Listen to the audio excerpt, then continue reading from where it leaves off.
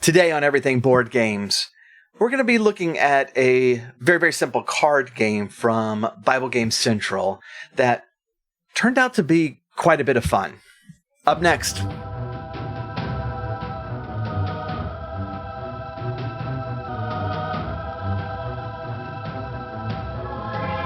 Hey everybody, this is the Techno Funk Boy. I am going to be your host for today. We're going to be looking at a game from Bible Game Central that is called The Good Shepherd. So it's a very, very simple and very, very quick card game that is designed for either families to play together or for kids to play. The rules, the setup, everything is very, very fast. A single game is, it says on the box 15 minutes. A lot of times when we were playing it, it was hitting around 10 to 15, somewhere in that range. And so this was something that we were able to play several rounds of very, very easily with the family. One thing I really actually appreciate about it is that there is enough strategy and enough variables in the game that made it really enjoyable for the adults playing as well as the kids. And so it really does straddle kind of that great middle ground where it has enough complexity that I really got into it while having the simplicity that the kids were able to tackle it very, very easily. So in the effort of full disclosure, Bible Game Central did send me this copy of the game in order to have a review. I did have the chance to, just to set expectations, I did have a chance to review a couple more Bible Game Central games, and so there's going to follow up in a future video.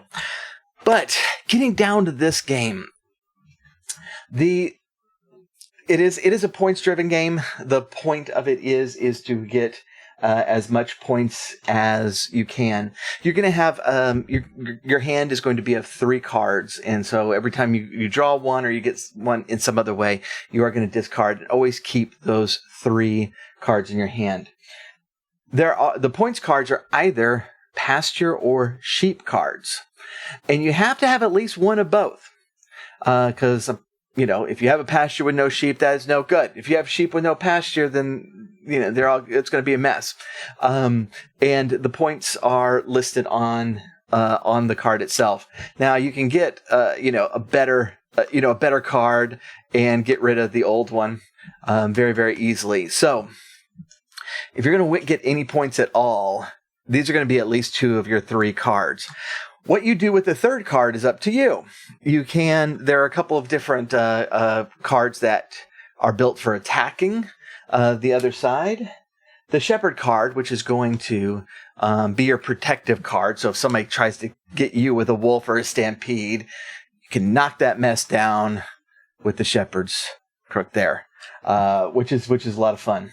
The Sparrow cards are going to let you see the other people's hands that might, if you suspect that they've gotten a particular card, be a good one to play. Then the sundown cards are how we know the game is over. Once 3 sundown cards are played, it's all done. Now there's a special card, the 99 point plus 1 sheep card. And this is the one that if it does happen to find its way into play is going to cause a tizzy if everybody, or if look, first of all, if you're like my kids who have no poker face at all, then all of a sudden we all know, but a game I was playing earlier, I happened to get that card, but my son used the Sparrow to see my cards. And now all of a sudden the whole table knew because again, no poker face. And so he stole it from me with the wolf, but I caused a stampede on him, which caused him to discard it. And so all of a sudden the game gets very aggressive when that card is played. And so one of the things I like about this game is there's a lot of things you can do.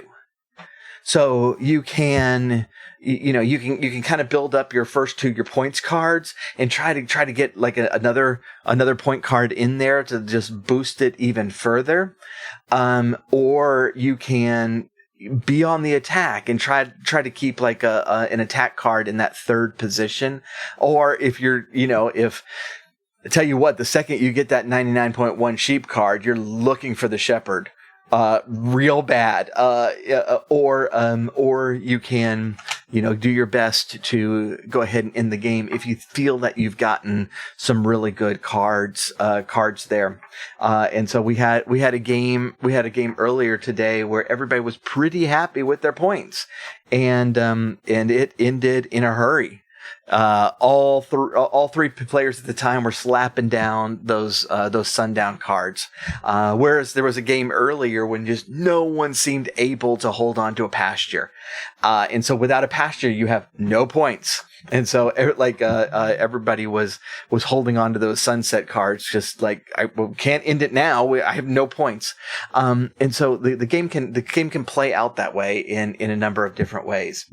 That's the strategy element to it that I really like, and that really that kind of occupies my brain as we're playing it, and starts making me think of several moves ahead. And what do I want to accomplish? What is the goal right now? Is it to completely destroy my son's hand, or do I, if I think my daughter's got that 99 one, then I'll try to get rid of that, or do I want to play defensively?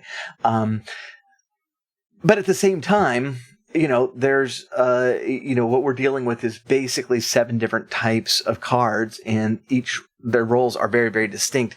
And my kids were very, very quick to catch on to the point here, and actually do really well with the game. So for those of you who are, familiar with the parable of the 99 sheep, this is what this is referring to. That the connection here, why this is Bible Game Central, is that this is pointing to that parable, and it is pointing the kids to the idea that Christ is the Good Shepherd. Now that is really the tie-in here, and so this is a game that, when if you're looking for something that is going to teach lessons, then that's the one for. But I mean, besides our normal lessons of gameplay and graciousness and being a good loser and a good winner and that sort of thing. But that is the thrust here. And so this is going to be, as far as games that have callbacks back to Scripture, this is going to be a reminder game. Now, it's remarkably effective for that. Now, I mean, this is just a personal thing, and it might be a reflection of my age, but every time I play this game, I think of that audio adrenaline song. I think it's called Leaving 99, and I should have looked it up before doing this video. That would have been a smart thing to do. But it's an Audio Adrenaline song. By the way, it's one of Audio Adrenaline's best songs. If you don't know it, it's a really good one. It is a song about that same passage. And so as a reminder game, I am not able to look at this 99.1 plus 1 card without thinking of the story. And so it is very, very effective for that. And since we've been test playing this, my kids have really kept wanting to come back to it and kept wanting to add an additional round. No, let's play one more, which always is a good time. And so this one is great, great family fun. I'm very happy with this game, and I give it a wholehearted recommend. The links to the the website are below. I kind of went over gameplay a little quickly because they actually have a great video in detail of how to play this game. And so, you can check that out if you want more specifics on how the progression of the game goes.